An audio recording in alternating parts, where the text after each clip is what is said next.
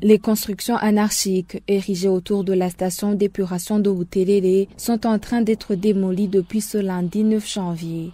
Une mesure prise par Dieudonné Doukoundane, ministre des Infrastructures, des Équipements et des Logements sociaux. Avec un budget de 6,9 millions d'euros, le projet Latawama, financé par l'Union européenne, a contribué à la préservation de la qualité des eaux du lac Tanganyika à travers la réhabilitation de la station d'épuration des eaux usées de Boutelele.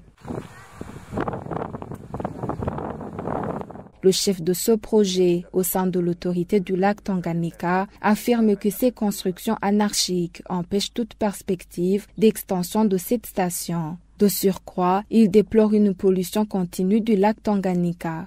Nous ne pouvons pas dire que le lac Tanganyika est actuellement protégé. Il y a pas mal de problèmes avec l'épuration autonome et donc la gestion des fosses. La preuve en est actuellement l'épidémie de choléra qu'on observe à Bujumbura. Cette épidémie probablement trouve sa source dans le manque d'infrastructures à la fois liées à la gestion des eaux usées et à la gestion des déchets solides.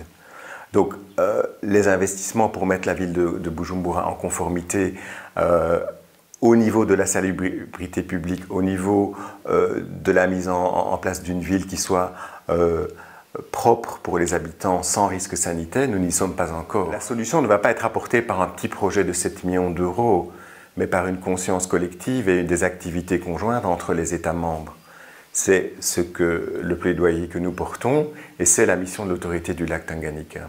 La plante de la Jacinto, des ordures et autres déchets provenant des industries sont les grandes sources de pollution du lac Tanganyika, citées par le commissaire général de l'OBUA, l'Office burundais de l'urbanisme et de l'habitat. D'après lui, différentes activités sont déjà menées en vue de protéger le lac Tanganyika. Le gouvernement burundais salue l'appui du projet Latawama, financé par l'Union européenne au Burundi. Il a contribué au bon fonctionnement de cette station d'épuration de Boutelele qui avait des problèmes de fonctionnement, surtout au niveau du laboratoire depuis 2014. Effectivement, d'abord les eaux du lac Tanganyika sont menacées par d'abord la plante Jacinto.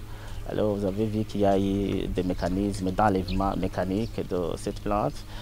Une autre pollution, c'est qu'il y a beaucoup de sédiments dans le lac. Alors l'on prévoit à l'entrée de différentes rivières pour faire des cantes. Autre chose, c'est un appel vibrant qu'il faut lancer à la population environnant le lac Tanganyika de pouvoir et même faire la protection du lac. Donc ne pas jeter des ordures ou d'autres matières qui pourraient faire mal aux eaux du lac Tanganyika. Pour la seconde phase du projet Latawama 2024-2029 en cours de formulation, le gouvernement burundais souhaiterait une extension des bassins du réseau de collecte des eaux qui, d'après lui, devrait accueillir 40 000 m3 par jour au lieu des 23 000 m3 qu'ils accueillent actuellement.